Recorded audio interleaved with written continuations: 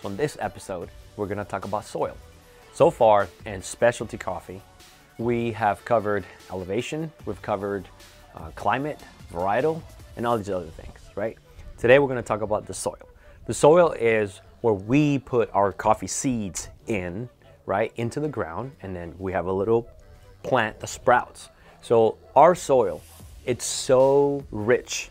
It comes from these volcanic rocks that are all around the farm that infuses this magical taste in our coffee that makes it taste so beautifully delicious. That's one part of the equation.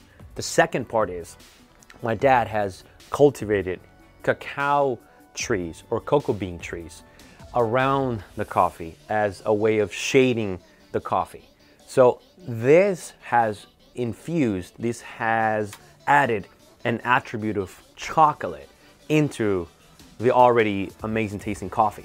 So this just goes to show you that coffee, it's like this wild beast, and it has all these different flavor notes, and every little thing can either enhance or change the taste of the coffee. In our case, are these cocoa beans that makes it taste just like a chocolatey cup of coffee.